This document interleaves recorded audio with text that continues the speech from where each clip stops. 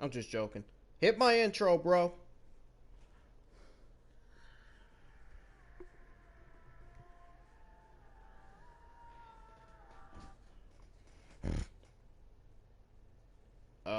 I said hit my intro, bro.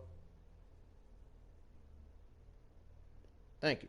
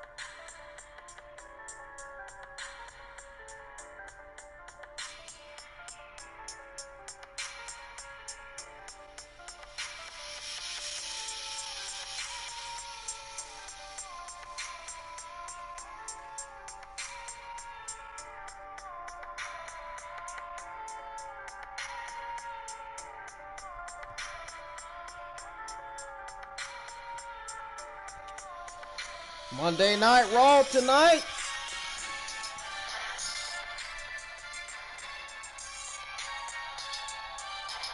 Nothing special. Same old-ish as usual. Like it always is every week. Man, oh man, Monday Night Raw. This show was fucking terrible. This show was fucking terrible. This show was complete garbage. Seriously. This show was complete fucking garbage.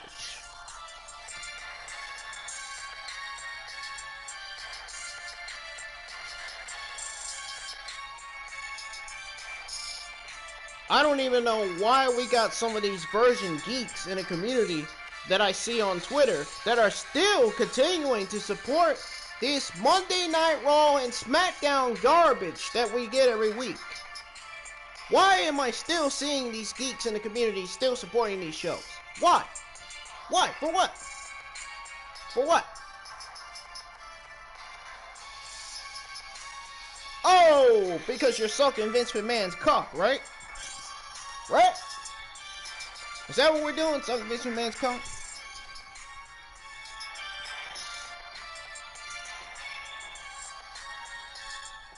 Anyways, same old shit on the show. Nothing new. It's always the same every Monday nights. You already know, folks. You know they are not going to give us anything new. You know they are still refusing to build new stars, and you know they are still refusing to merge the men's Monday Night Raw and SmackDown divisions, the men's tag team divisions, as well as the women's divisions.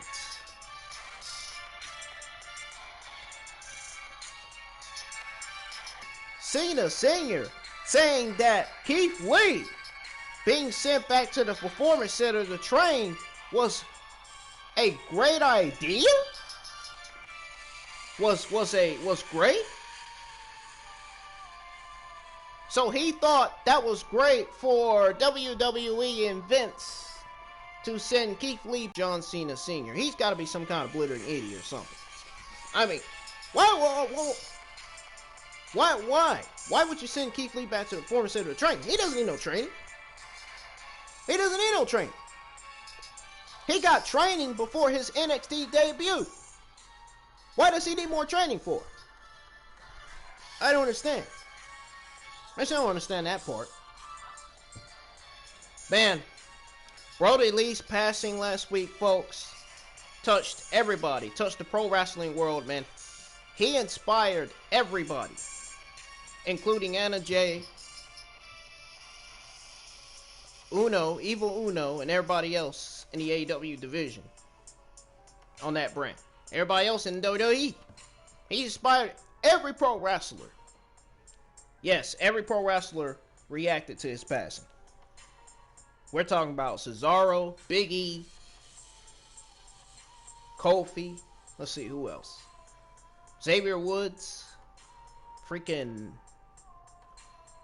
Roman Reigns. I think Roman Reigns reacted to his passing too. And Randy Orton. Sheamus. Everybody. Everybody. But anyways, folks, we got Keith Lee going up against Sheamus. We got Metalik and Miz, and then we got Dana Brooke versus Shayna. I don't even know why that's even booked. How many times are we going to get that on Monday Night Raw every Monday nights? Probably about 100,000 times, because Vince McMahon and Bruce, you know, their creative thinking is fucking complete trash. And then we got Elias versus AJ Styles. And Ricochet versus Mustafa Ali. We got all that to go over. We got Charlotte Flair versus Nia Jax on my Ingram Wrestling News YouTube channel.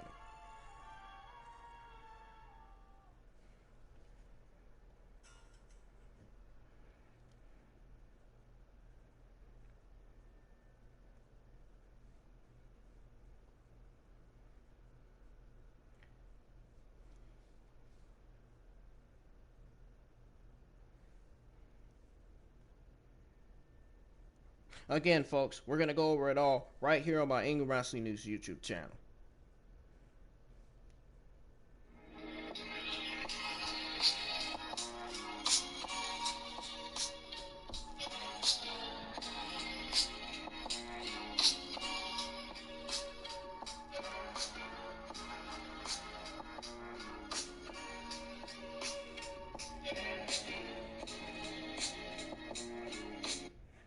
Alright, ladies and gentlemen, of course you know who I am. I am Brendan, and I am here live with your December the 28th, 2020 Monday Night Raw review. I'm guessing this is the last Monday Night Raw before 2021. Yada, yada, yada, whatever. Who cares? Show sucks. Anyway. So, before we get started with the review, be sure you hit that thumbs up. Smash that subscribe button. Turn on that bell for all notifications, man. I've been streaming on Call of Duty Black Ops Cold War a lot lately, as you can see. And I just got finished streaming it not too long ago. Man, oh man, sometimes the game's pretty good, but sometimes it can be complete garbage, man. Especially when you're getting killed twice constantly, when you're going up to the opponent, when you're going up to the player that you're trying to shoot. You're getting shot. Game sucks, man, sometimes. It really does. Seriously. No kidding. So, hit that like, subscribe button, turn on bell notifications, and follow me on Twitter at Ingram Wrestling. Follow me on Twitch. I think I'm going to be streaming on Call of Duty Black Ops Cold War on Twitch tomorrow. Because I think JD is streaming on... I think JD's streaming Call of Duty Black Ops Cold War tomorrow as well on his Twitch. So if he's streaming Call of Duty Cold War Black Ops on his Twitch, then I'll be streaming Call of Duty Black Ops Cold War on my Twitch as well. Me and him still haven't been on the same team yet since we've been playing. We've been streaming on Call of Duty. But hopefully me and him will be on the same team someday. Someday hopefully I'll see his name on the screen. Hopefully. But anyways. Also, if you want to check out JD's Monday Night Raw review, he's live with his Monday Night Raw review. Make sure you go check out my buddy JD.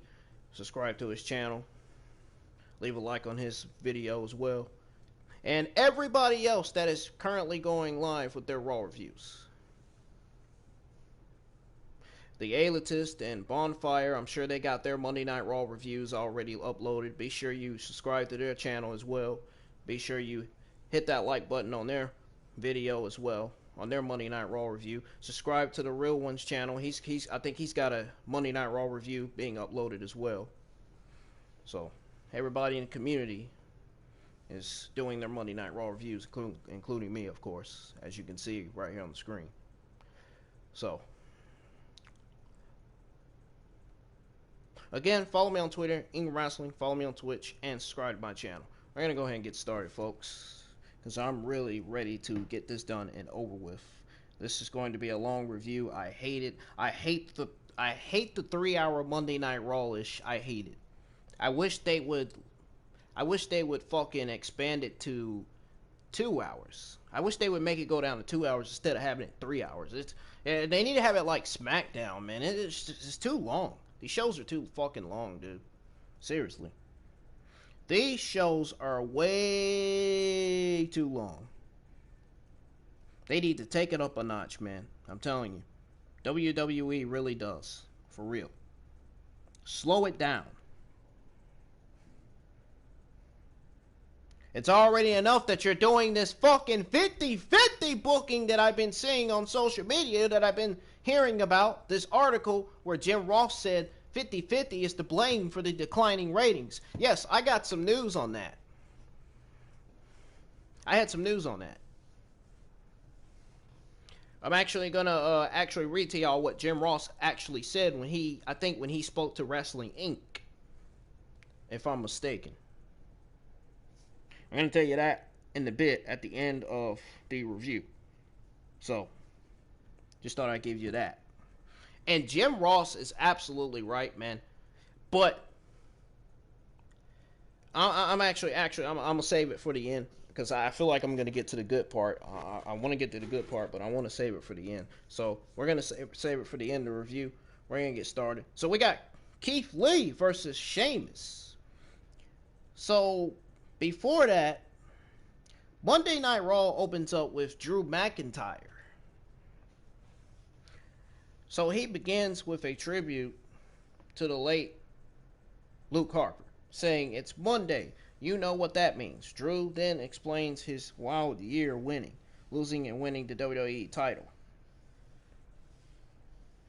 He then thanks the fans for rallying behind him. He transitions now discussing tonight's #1 Contenders match between Keith Lee and Sheamus. That causes Sheamus.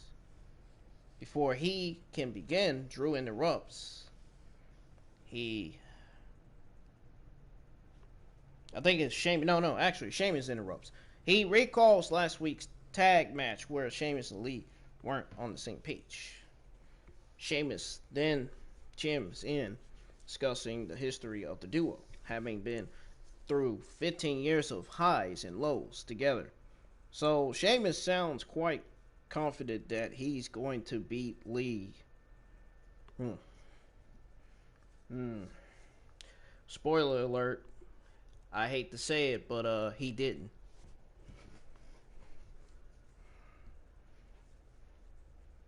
I'm just telling you now, he did not. Lee brings up last week where Sheamus kicked him in the face. There is zero trust now. Sheamus, every fiber in my being wants to beat your face in right now, Lee says. So then, Lee's pacing on his promo is a bit of here. He's talking kind of slowly and methodically. Sheamus is back on the mic asking Lee who he thinks he is. He's very fired up. So Drew gets the middle. He wants the #1 Contenders match to start now. Sheamus then bro kicks Lee twice. So it goes on commercial break. And Back from commercial break, Keith Lee versus Sheamus in a number one contenders match for the WWE title starts. So we got a very physical start to that match. We got Sheamus locking in. Tight submission on Lee's neck, but he's able to power out. So then, Sheamus goes back on the offensive, targeting the left arm of Lee. He goes to the ropes, but Lee powers him to the outside with a belly to belly. Big right hands on the outside by Lee. Sheamus retakes control with a pump kick, with a pump knee kick. What I'm saying. He goes to the top, hitting Lee with an axe handle. Lee is down on the outside as they head to a commercial break. Already, that was the first commercial break of the evening right there.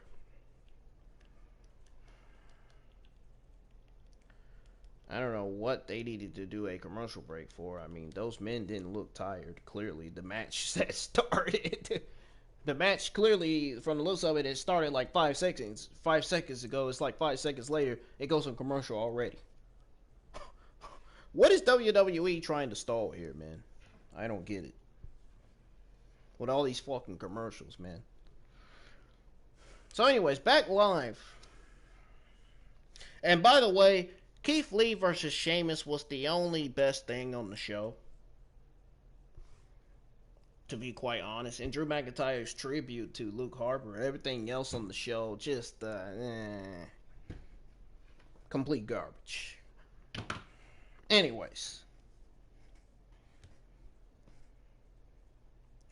So, back live from commercial break, the pair exchange power moves.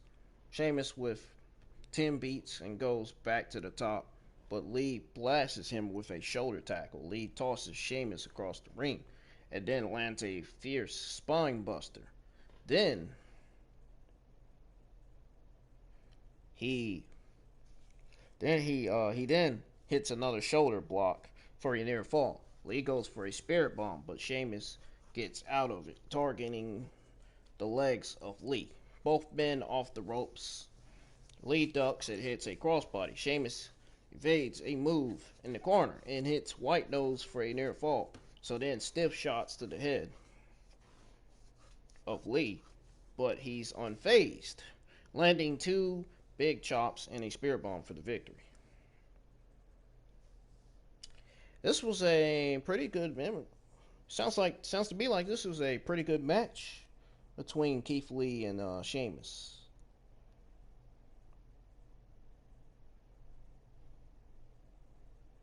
To be honest, Keith Lee and Drew McIntyre next week could be phenomenal, could be awesome, could be fantastic. Could be a instant classic.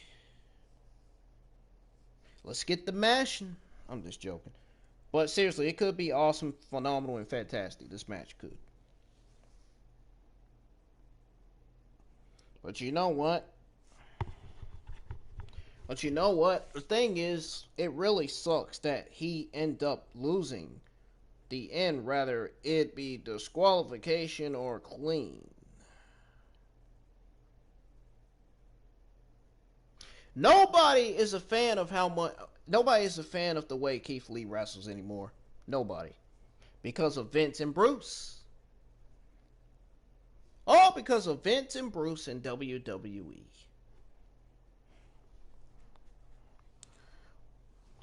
I mean,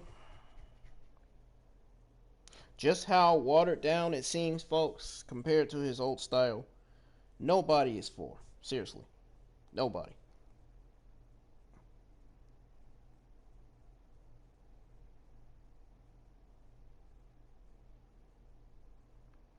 I'm glad. I'm also glad. I'm glad the show opened up with a graphic.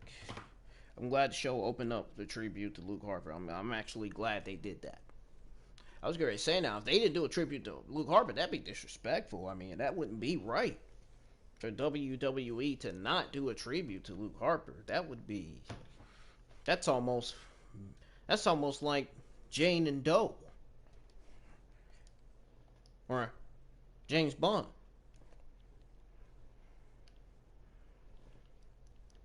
But anyways, great match from these two.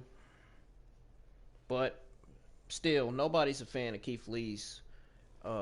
Nobody's a fan of the way Keith Lee's wrestling now, because I feel like Vince McMahon has ruined Keith Lee. He already has. He ruined him ever since his Monday Night Raw debut. Ever since the Monday Night Raw debut, Keith Lee has got ruined.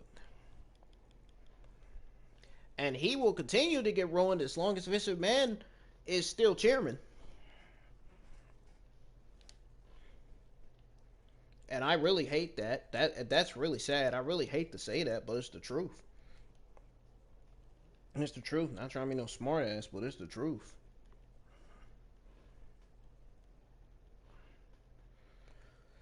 Yeah, it's the truth, unfortunately. It ain't true to me. I don't want it to be true, but it is.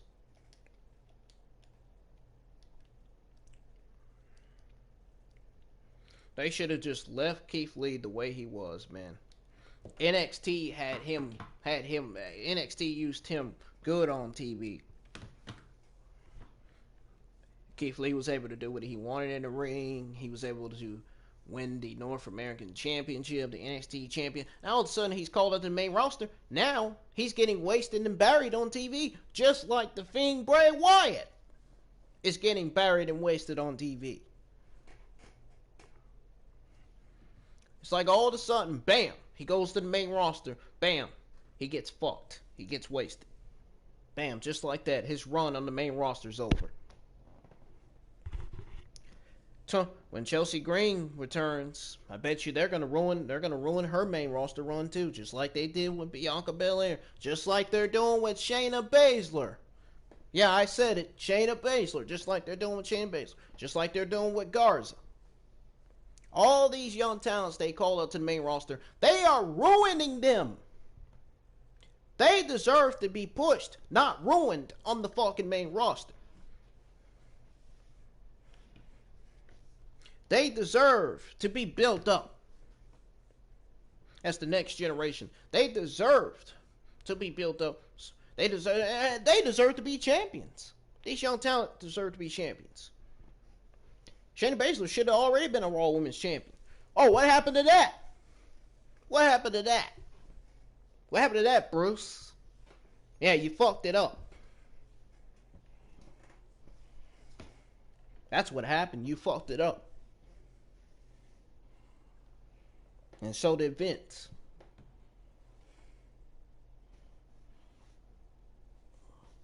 Yeah, whatever happened to Shayna Baszler being the face of Monday Night Raw? Whatever happened to Shayna Baszler getting that Raw Women's title shot that she should have been getting?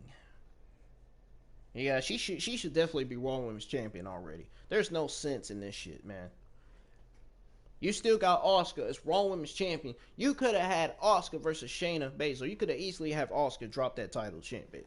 Now you got Asuka as not only Raw Women's Champion, but the Women's Tag Team Champion. Again,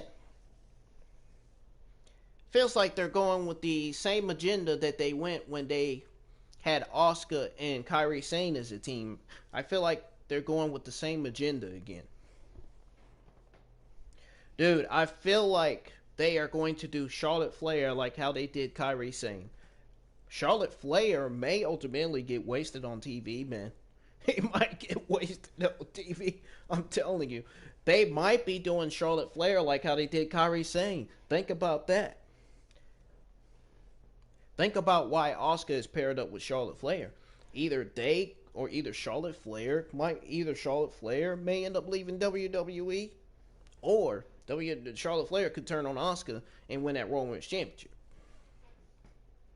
Charlotte could do WWE similar to how Kairi Sane did. Because she kept getting injured. Kept getting booked in matches against Nia Jax. Now Charlotte Flair Just like Kyrie's saying, now Charlotte Flair is getting booked into matches against Nia Jax. Now Nia Jax is in the ring injuring Charlotte Flair now. Oh my god. Dude, if they book Nia Jax versus Charlotte Flair every week, Charlotte Flair is going to end up just like Kyrie's saying. She's going to end up injured and is definitely going to want to leave WWE. Pretty sure Ric Flair wasn't happy when he saw that his daughter had to go against Nia Jax. It's typical Vince and Bruce bullshit for you. Typical Vince and Bruce creative booking for you. 50-50 booking. Anyways. So, after Keith Lee's victory over Sheamus to become the #1 contender for the WWE Championship, to the back where Elias is playing the guitar for Riker. So it transitions to the ring where Miz is set to face Grand Metalik after a break. I just want to say, nobody turned on Raw to watch Miz. Everybody turned on Raw to watch a better show. Everybody turned on Raw to see if the shows are getting better. Everybody turned on the TV to watch Raw. I guess, because they want to watch Raw. I wouldn't want to watch Raw. I mean, garbage, as terrible these shows are, man. I wouldn't want to watch it. Oh, don't worry, I was streaming on Call of Duty, but I was told about the show. I didn't really give a shit, dude. And then, this guy, I saw a tweet from this guy on Twitter. He tweeted out and said that, reminder, Legends Night is next week. You know what I said? This is what I said. I told him, I said, it's not going to make a difference. The shows are fucking terrible every week because of Vince and Bruce. And these shows are going to suck every week until Bruce is fired and Vince removes himself from WWE.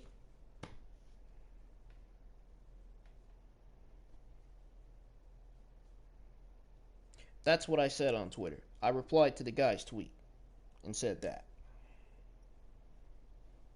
Because I just couldn't believe I saw that tweet, man. I couldn't believe it. I was surprised that I saw it. I seen that tweet. I said, now why in the world is somebody tweeting something like this saying that Legends Night's next week? Like anybody's gonna fucking care. No, I'm just playing though. This is what I really said. When he tweeted out and said, reminder, everyone, Legends Night is next week. It was a guy named Stefan with a Twitter account named Stefan. His hashtag name is ViewR. So I replied to his tweet and I said, dude, I said, and I quote, dude, it's not even going to make a difference. These shows are going to suck every week. Unfortunately, until Vince leaves WWE and Bruce gets fired from WWE. These guys are the reasons why these Raw and SmackDown shows are complete fucking garbage every week. I mean, I'm telling the absolute truth. I'm speaking facts.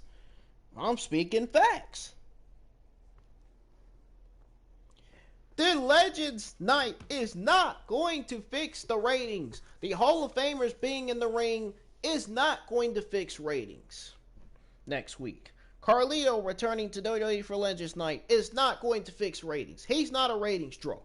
Neither is Goldberg. None of those Hall of Famers are ratings draw. Now, The Rock may be a ratings draw, but Carlito and Goldberg are not. It's not a ratings draw. I kind of wish The Rock was back so we can see The Rock versus Roman Reigns. You know, it makes sense. It makes sense for the storyline. I mean, just saying. Roman Reigns versus Daniel Bryan for WrestleMania 37 is a better idea. Not no freaking Roman Reigns versus Goldberg. Oh my God, that would be terrible. That would be absolutely terrible.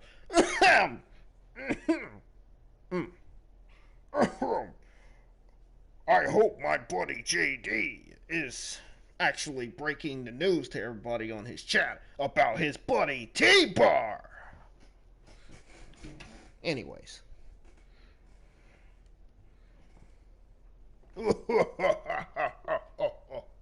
Anyway. But seriously.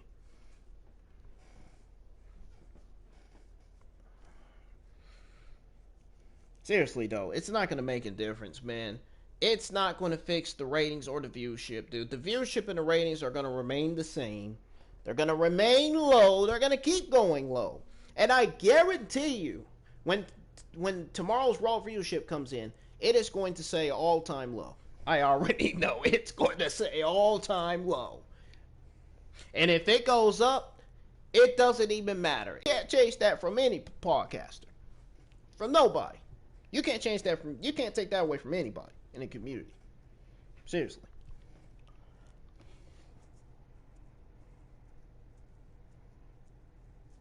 So anyways, back live as Metalik enters. There's a backstage promo where Lance and Metalik explain why the letter will win.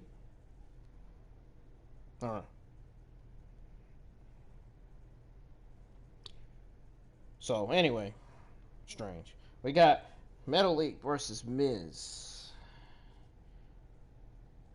So apparently, I don't know why they booked something like this. Why did they book Metalik? Why did they book Metalik versus Miz? I don't understand it. Must be 50-50 booking again. Gotta be. It's gotta be. Of course it's Vince and Bruce. Duh. We know that. I mean, who told them to book this match? Management? Creative? Who booked this match on the show? Had to be Bruce and Vince. Had to be. So, two quick pin attempts by Metalik. Miz looks downtrodden based on the lack of success as of late. I should say his lack of success. I mean, who cares? I mean, the guy sucks at what he does in the ring. Nobody gives a shit about Miz. I mean, really. Who wants to watch Miz on Monday Night Raw on their own TV? Really. Who wants to watch Miz wrestle and use and steal Daniel Bryan's it kicks? Who wants to watch Miz do his figure four, or should I say that's something he stole from Ric Flair, right? That's how you know he sucks. He's stealing people's moves but can't come up with his own moves. The scroll crushing finale, someone else uses that too. Someone else uses that move.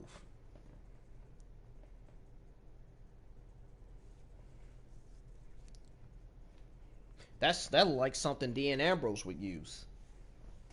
Known as John Moxley.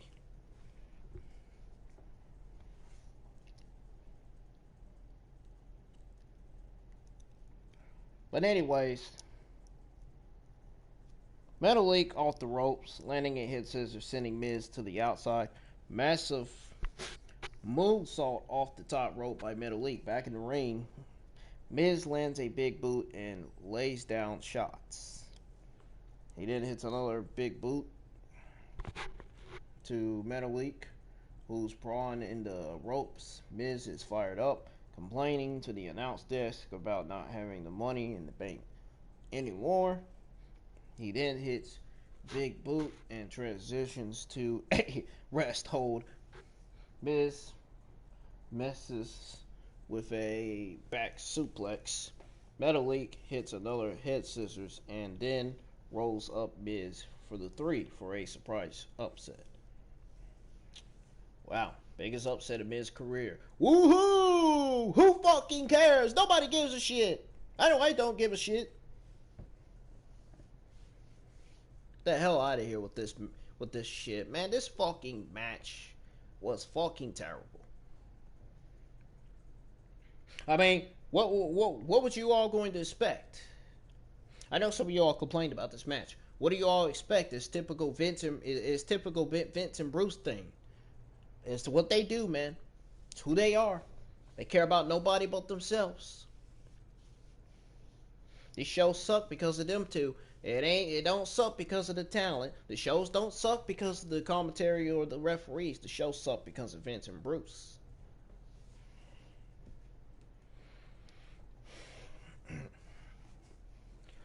I did not expect nothing less from this match. This felt like a squash match to me. Does anybody agree with me when I say squash match? Yeah, this felt like a squash match. This felt like one of those NXT squash matches. That's what it felt like. Speaking of NXT, I wonder what's booked for this week's NXT. Makes me wonder. I just hope they don't turn into Monday Night Raw. Oh my god. Oh my god. So too much garbage, man, on Monday Night Raw every week, man. Too much. Soon people are gonna get fed up watching this show, man. I'm about this close to getting fed up watching Monday Night Raw.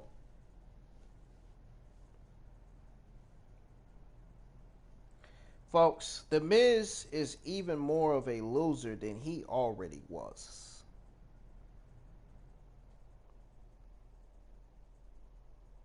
And he's out here losing the Grand Metal League. Not only are you a loser, but you are fucking garbage and you suck in the ring. You don't even know how to cut a fucking promo. You're not even a fucking promo cutter. Fuck off my TV, Miz. Please, fuck off my TV. I feel sleepy. I feel like I'm about to fall asleep. Feel like I'm not gonna talk right. I already feel like I'm not talking right. Feel like I'm high. Backstage with Elias again, AJ and Moose bust in, saying they're sick of him playing the guitar. As Amu, I don't know why they call him Amu. They should have just left it Jordan. I know that 7-foot tall guy wasn't happy about them changing his name. I don't blame him. I wouldn't be either. Anyways, as Amu is trying to listen to Mozart, Elias says AJ is just upset about losing another WWE title match. AJ suggests a match between the two. Looks like it's on for later.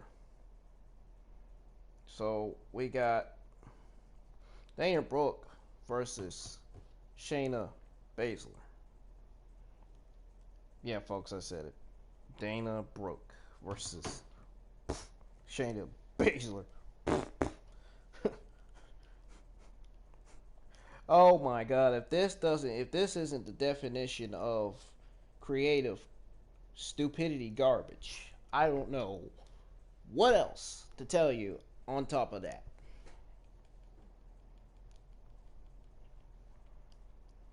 Man, I'm actually glad Dana Brooke lost to Shayna Baszler. I hope she gets sent back to catering, for all I care. I would rather see Mandy Rose on my TV on Monday Night Raw than to see Dana Brooke on my TV, to be honest. I mean, I'm just putting it out there. Nobody in the community likes Dana Brooke because she does the same shit in the ring every week. But in real life, everybody likes her because she's nice in real life. And come to find out, she actually is nice in real life. I've seen her Twitter and Instagram. I've seen her photos. She really is nice in real life. She looks nice in real life, but just not on television. You know what I mean? So, Brooke catches Shayna's kick and slaps her in the face. Shayna quickly counters and goes to pin the arm of Brooke with a kick, but it's reversed. Of course. Shayna grabs Brooke's arm and hyperextends it on the apron, This sounds like something she did to Lana before. Anyways, she then targets the left arm. Pin attempt is kicked out by Brooke. Brooke breaks out of a submission by Shayna, landing a clothesline which sends Shayna to the outside. I said Shay. Funny though. She secures the Karafuda clutch outside the ring, and then tries to re-injure Mandy Rose's arm. But Brooke gets in the way. Back in the ring, Brooke gets a roll-up and a spinning neck breaker for a near fall. Brooke to the top, but she misses. Shayna then hits a knee strike and wins with the Karafuda clutch. Folks, who the fuck else do you thought was going to win this match? Who the fuck else? Why would you want to see Dana Brooke win? You would rather see Shayna Baszler beat Dana Brooke than Dana Brooke beat Shayna Baszler.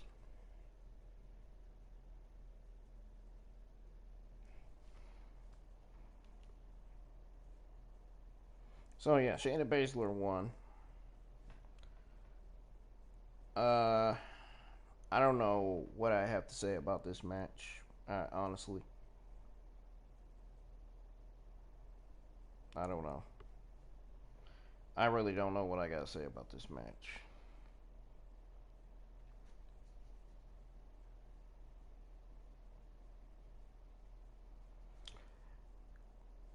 Want to know why? Because I have nothing to say about this match. Nothing.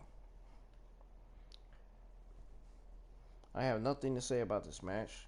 I think this was a squash match for Shayna Baszler, but this wasn't the match that none of us asked for.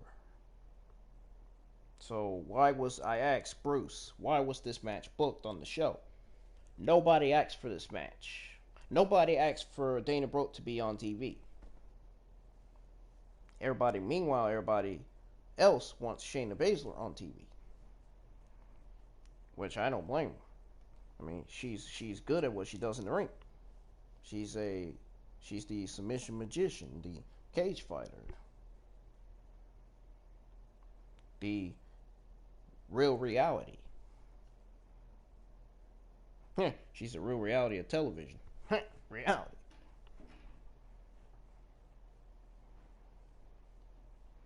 But good squash match for Shayna Baszler, man.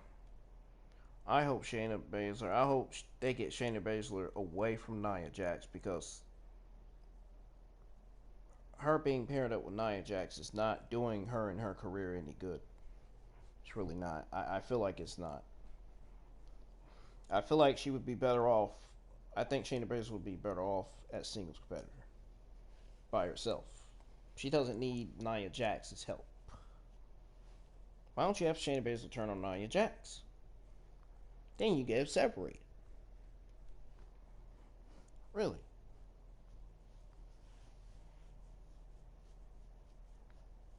Why would you want to turn Shayna Baszler face? I mean, she was better as a heel. Better as a heel than face anyway. I just don't get it, man. I just don't. This booking stuff, it makes no sense. This garbage creative booking, man, that WWE does. Oh my god, I just don't understand. What is it going to take to better these shows? I don't get it.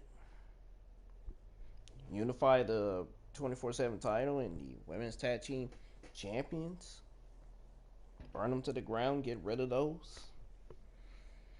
I mean, something's got to give here, man. The shows are getting worse and worse and worse every week, and it's not stopping.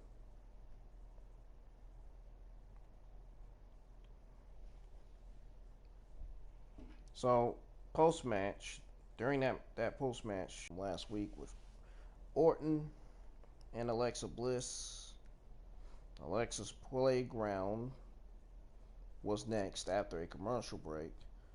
back live, Alexa Bliss. Alexa! As I like to call her. Is in the playground on a swing. She jokes about where the Fiend might be, saying that with Legends Night next week, he's been eating his vitamins and saying his prayers.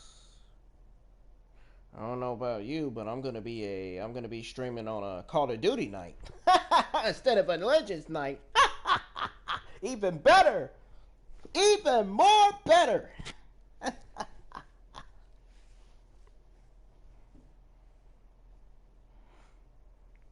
Bliss then invites Orton to the ring, but he doesn't show up. Transition to the funhouse where Orton has arrived. He knocks over Hesketh the pig. I don't know why. Why would he do something like that? Oh, because he's a heel. He's heelish. He's acting like a heel. Doing what a heel's supposed to do. I get it. Orton says that if the Fiend comes back, he'll make sure there's nothing to come back to. So he cracks the neck of Rumbling Rabbit, which has Bliss heated. Bliss challenges Orton for later, which Orton accepts. He's expecting the Fiend to return. So it transitions to a replay of Charlotte Flair being taken out by Nia Jax 6 months ago. She's then interviewed backstage about being ready. Charlotte reminds Charlotte Caruso that she came back and immediately won the tag titles. She says Jax is to be feared, but if there's anyone that can beat her, it's the Queen. Caruso then asks if she has any resolutions for 2021.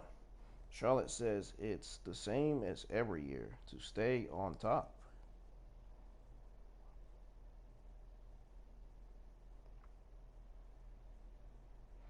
So we got to the ring where AJ is entering. He takes on Elias after the break. Back live for Elias' entrance. Match is on. I got a bit quiet for about 2-3 minutes because I'm sitting here like, oh really, Charlotte Flair? Oh really?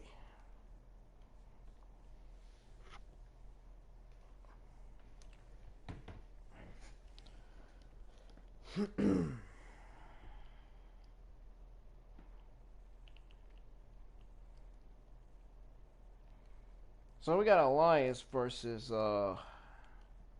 AJ Styles. I'm trying to stay awake, folks. I am so sleepy. I want this review to be done before I fall asleep. To those of you who didn't watch Monday Night Raw, I kind of want y'all to know.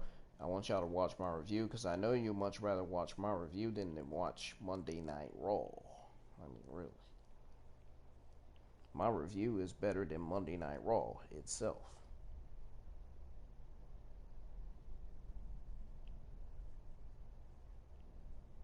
I mean, it's better than the low spectrum of the IWC community. I mean, just saying. But anyways, we got AJ Styles versus Elias. And I'm hearing some noises in the background. I don't know what's going on outside my window. But anyways, let me stop saying anyways because I'm tired of saying it. It's done got annoying now. The pair trade shots. Big back body drop by Elias. He takes wrist control, but AJ reverses into a roll-up for a near fall. Elias gets tossed into the turnbuckle, followed by an AJ dropkick. Elias evades a forearm, tossing Styles into the apron with a fireman's carry. Drop, followed by a shoulder shot into the post. Commercial break. Back live. Elias hits a running knee for a near fall. He then goes old school from the top, finishing with a meteor. Chin lock by Elias, followed by a straight right hand.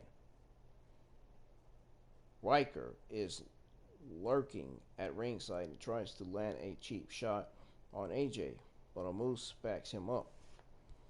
Back in the ring, Elias, which nobody cares about anymore, by the way,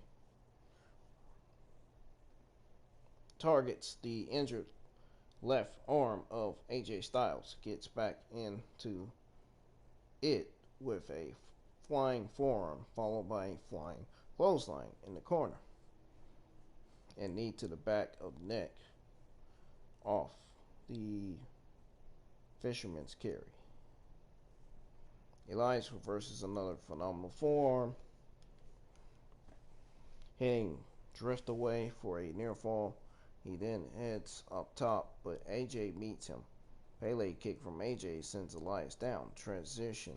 Elias gets up and hits a TKO for a close near fall. This is probably one of, if not Elias' best main roster match. I don't know if I can agree with this or not. But anyways, he goes for drift away again. But AJ reverses into an enziguri. He then hits a forearm shiver and phenomenal forearm for the victory. And you probably, obviously, all know what I'm thinking about this match. You probably know what my reaction and what my thoughts on this match was.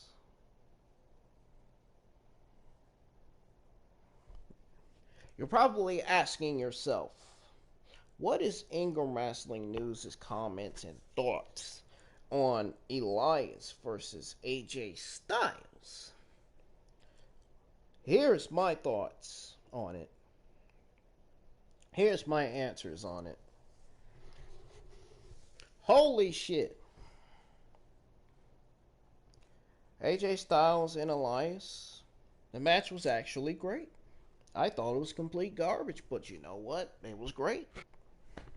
I actually watched it and looked at it. I actually had my second thoughts about it. It was a great match. I was surprised. AJ Styles can make a bag of dog shit look awesome, though. But Elias can really go when the time comes as well. I don't even understand why we don't get to see Elias wrestle as often. More of that from Elias, not just guitar promos. I really don't give a shit about Elias' guitar promos. I just love it. I just love what he does in the ring. That's it. I just love what he does in the ring. I love what he does in the ring. That's it, man. That's it.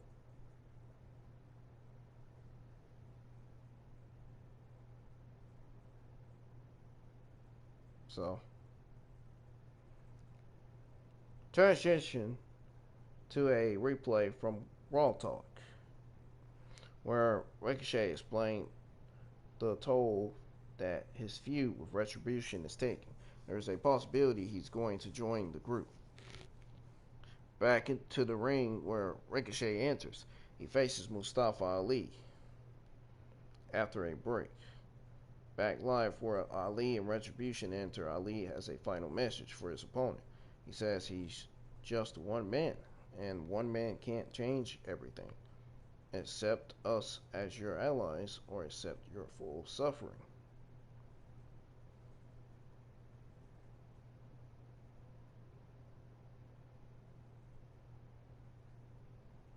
So,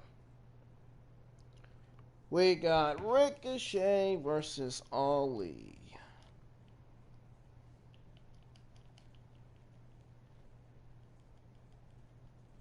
Oh, now I would have imagined that this match went down. I would imagine this match was probably good, but I probably wouldn't say that. probably wouldn't say that. So, Hockey Brawl to start. Ricochet with a takedown and stiff shots. He then lands a big chop and uppercut followed by a power slam and an elbow. Ali powers out. Big back body drop to Ali. Ricochet trash talks, but it doesn't work as Ali sends him into the bottom turnbuckle. Irish whip followed by a leaping neck breaker. Very near fall. Both men to the apron. Stiff shot by Ali puts Ricochet down. Other members of Retribution get involved, sending Ricochet to the floor, where Ali lands a splash. Commercial break.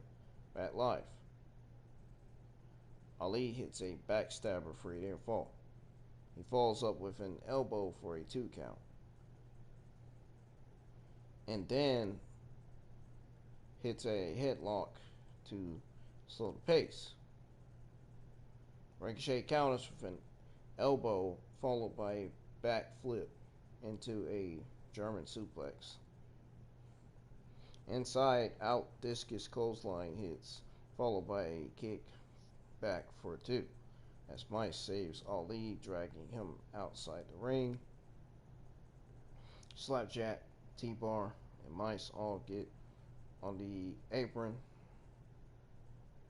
but Ricochet takes them all out, including a fierce DDT to T-bar onto the floor.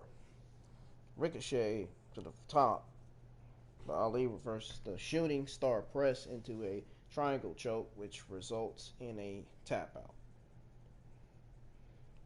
So we got the winner, which is pretty much Ali. So Retribution again, he takes the mic and says he will not join the group, and then lands a recoil on Ali. To the back where Caruso interviews Nia Jax before she can ask a question. Jax butts in saying the Queen is right to be afraid of her. Jax then says she has some resolutions, taking out Charlotte, retake the tag team titles, and win the Royal Rumble. It's like I have a resolution, and that is the hope that these shows get a lot better and better next year. To hope that WWE can fix the lower Raw ratings and viewership. My resolution is to hope that WWE is going to get back to building new stars and get back to merging the men's Raw and SmackDown tag team divisions and men's women's divisions, and I hope they have better creative ideas next year. Because if they don't, man, they're not gonna be there for long, dude. They shouldn't even be there. Bruce and Vince should be fired. They shouldn't be there.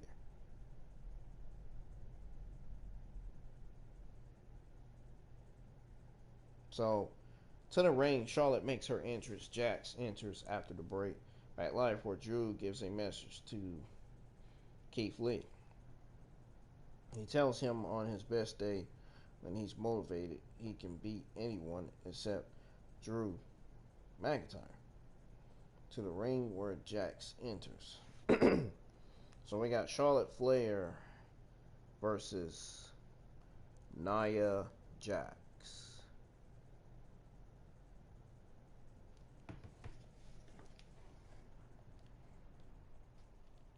Yes, folks, Charlotte Flair versus Nia Jax. Now, I know what y'all are immediately thinking. You're immediately thinking, why are we getting this match over and over again? Well, if you remember, Nia Jax was the one that injured Charlotte Flair. So now this gives Charlotte Flair an opportunity. This match gives her an opportunity to get her payback. And that's exactly what happened. She got her payback.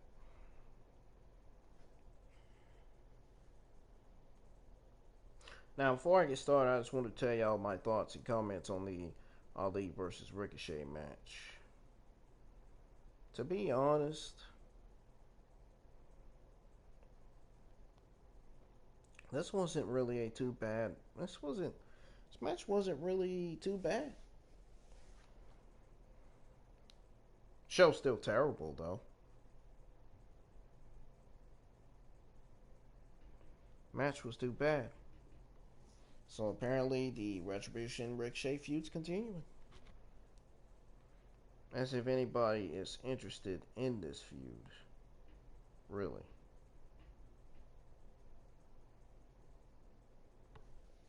But seriously, Ricochet and Mustafa Ali are unbelievable.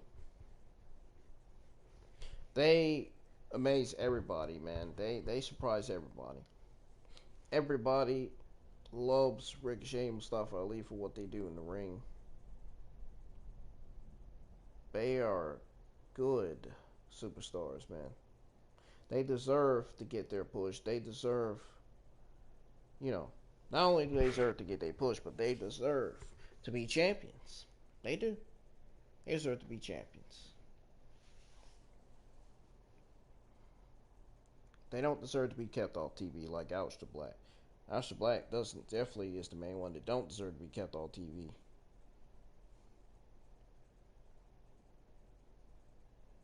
If Ricochet joins Retribution, it can make a big change for him in the long run. It really could. I think Ricochet should join Retribution. It's the only way he's gonna get his push. Probably the only way he's gonna get his matches, and he's gonna win them.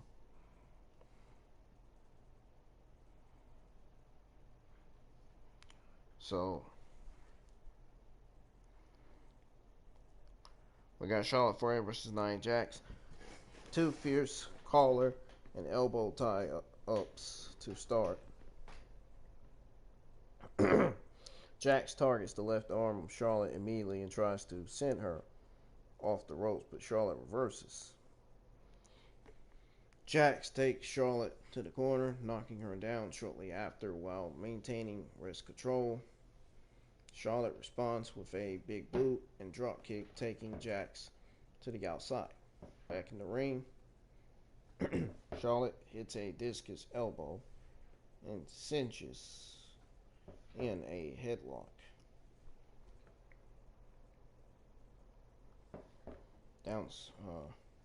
Downstairs, rock kick sends Jax into the announce table. Asuka then takes out Shayna Baszler while Charlotte sends Jax into the post. Charlotte goes for a figure four, but Jax sends her into the post. Commercial break. Back live, Charlotte lands in chops and goes to the top for a moonsault. But Jax takes her long. She takes her leg out from under her. Set out power bomb results in a near fall. More shenanigans on the outside as Charlotte attempts a roll-up and then hits a figure four. But before Jax taps, Shayna locks in the careful to clutch. So Charlotte wins by disqualification.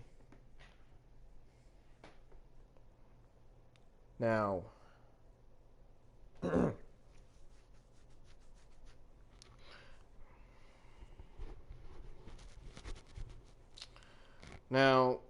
so not only we get the continuation of the overexposed and spotlight hugging of Charlotte Flair, but also, folks, WWE continues to protect Nia Jax as well by having her not take a clean loss and have her lose by disqualification.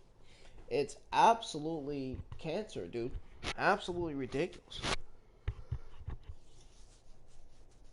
Absolutely terrible, man. Really. Really, man. Just fucking terrible.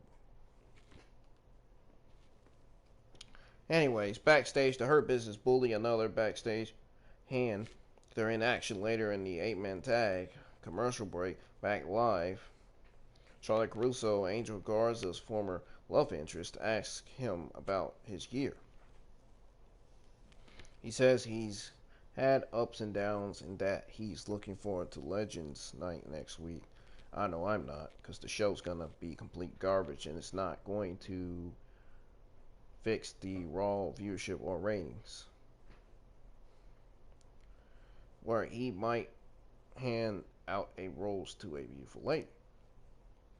Charlie then asks who his current rose is for, but before he can answer, R-Truth bows him over. So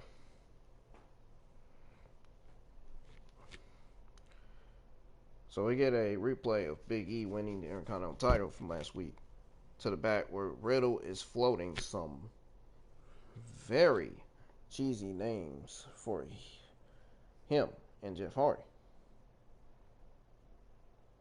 Jeff Hardy and the New Day courted. The New Day then enter, followed by Hardy and Riddle. The heels will enter after a break. Back live for the rest of the entrances. Lashley also gets on the mic saying he's officially entering the 2021 Royal Rumble.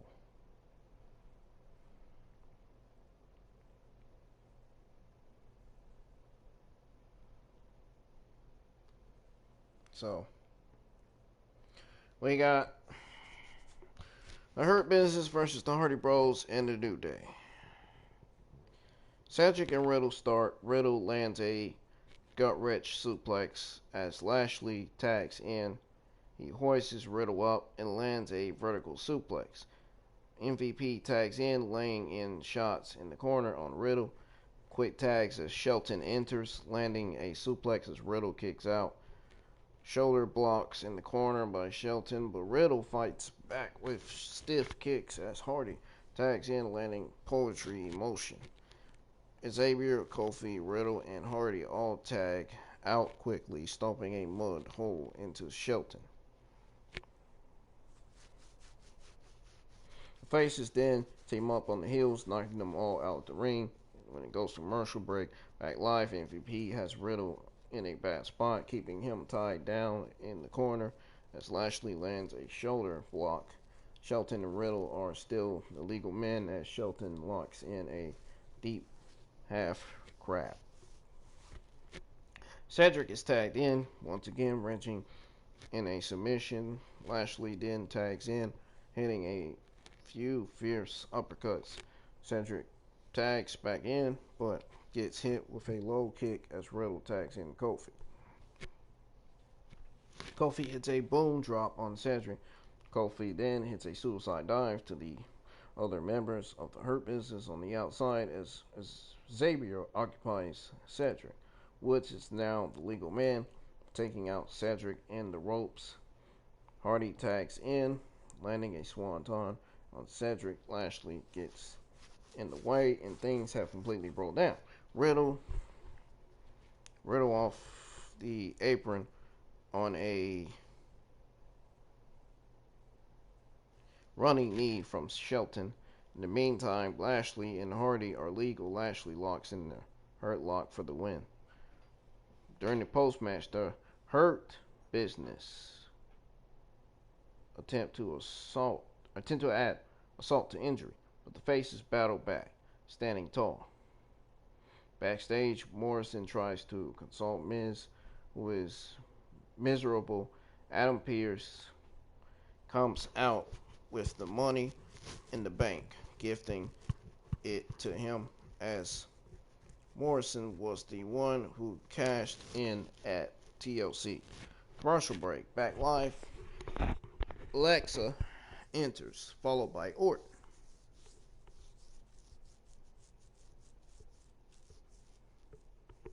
So Orton asks where the Fiend is. Bliss says this isn't about him, it's about her. She leaves the ring and grabs a present. Inside the present is a lighter and gasoline. Bliss places it at the feet of Orton and challenges him to do to her what he did to the Fiend. Bliss then lays down in the ring. When Orton doesn't respond, she pours the ring down with gasoline. Orton continues to do nothing in the corner. Bliss tells him he doesn't have the guts. Bliss then pours the entire bottle of gasoline on her head.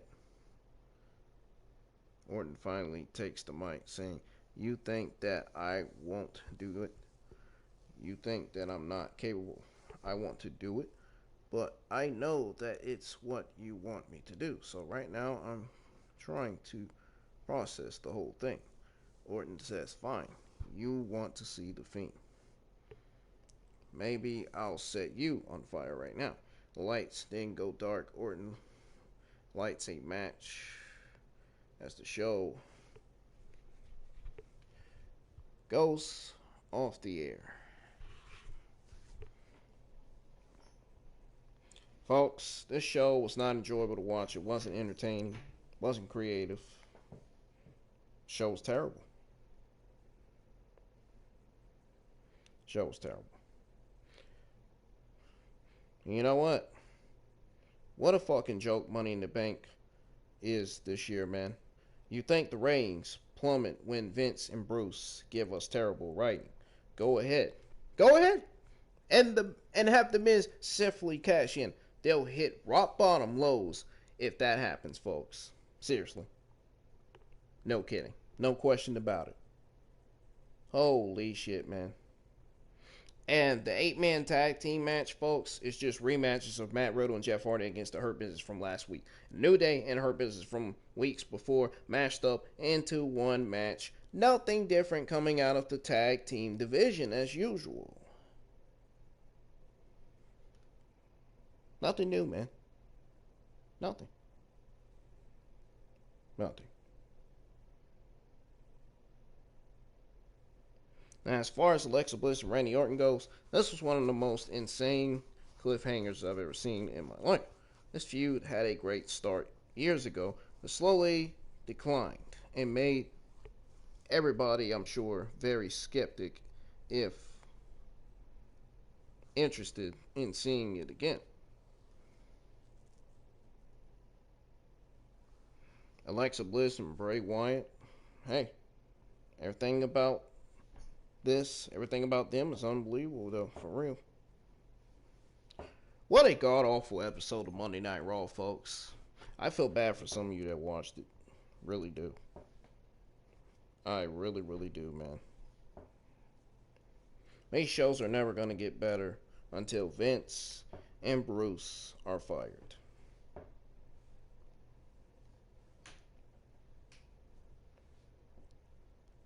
But hey, once the ratings come in, it's going to drop to an all-time low. And you're going to want to know, and you're going to wonder why. I'm not going to repeat myself because I've already said it 2 times. You know why the ratings are going to drop to an all-time low tomorrow when the viewership comes in. You know. You all already know why. Just know that.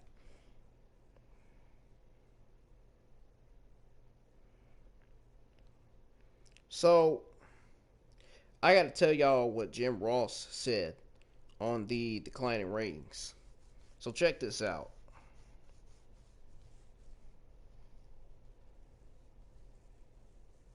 Check this out. So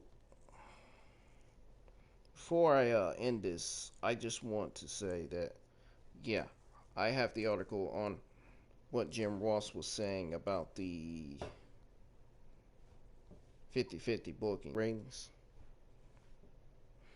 Folks, the poor ratings for WWE's programming, especially Monday Night Raw, has been a subject of discussion in recent weeks. WWE's flagship show received a low rating of 1.527 million viewers.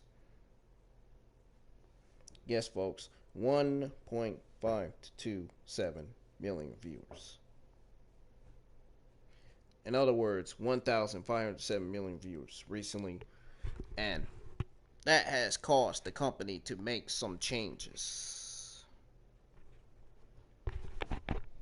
The word on the street is that Vince gets it, management gets it, creative gets it. Word has it that they all get it. How? How do you all get it? How does Bruce and Vince get it when they know they're fucking mental as hell? That's what I want to know. WWE Hall of Famer Jim Ross has worked in WWE, we all know, for several years and knows the inner working of the company, folks. On the latest edition of his Grilling JR podcast, which his podcast happens to be better than Bruce Preacher's. Absolutely, that absolutely happens to be sad. Heck, JD's podcast is better than anybody's. Just want to throw that out there. Various topics were discussed, among them WWE's abysmal ratings were brought up. Ross didn't mince words as he explained the main issues that plagued the company. So this is what Jim Ross had to say. He said, and I quote, "They don't have anybody hot. They have nobody that has momentum. Nobody is on the Proverball role. You can't stop 50-50 booking. I'll beat you with a small package, and then you beat me up. How do you get any momentum? He did the job, so I have to give him something back. What? Bullshit? Not tonight. Not now. It makes no sense. That's 50-50 booking. You can't have it both ways. Do you want the people to be happy or sad? Do you want them angry or do you want them laughing? Well, I want them both. Well, then you're an idiot. You can't have that." So that's what Jim Ross said. I quote. WWE will be holding a special episode of Raw called Raw Legends Night on January 4th, 2021. I encourage you all not to watch it because it's going to be complete garbage and it's not going to fix the Raw ratings. It is not going to fix the declining ratings. It's not going to fix the low Raw viewership or ratings. It's not going to fix it. Carlito on the show is not going to fix it. Hulk Hogan on the show is not going to fix it. Ric Flair on Monday Night Raw being seen on Monday Night Raw is not going to fix it. All the legends on the show is not going to fix the ratings. Not even Goldberg. Nobody's going to fix the ratings. None of those legends on the show are ratings draw for Raw. None. I don't care what legend you put in the ring. None of them are ratings draw. Now, I do respect the legends, but I no disrespect, but they're not ratings draw, though. I respect them, but they're not ratings draw for Raw. They're just not. Sorry.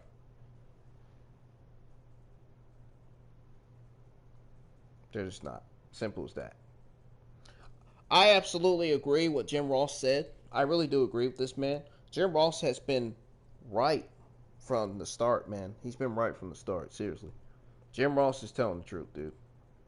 And you know what, Jim Ross? It's not just the 50-50 booking.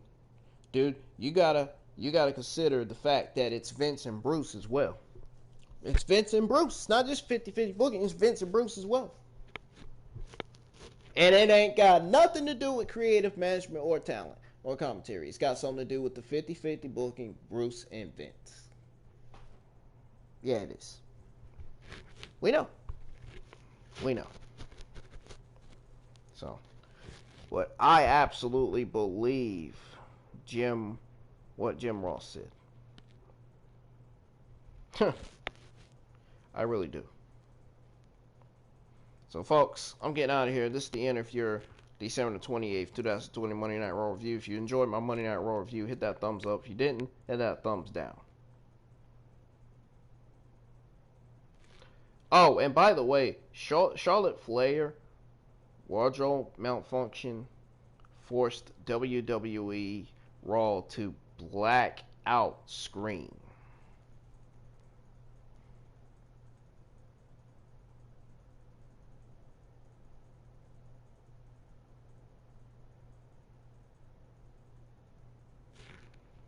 Now, I wonder why they did that.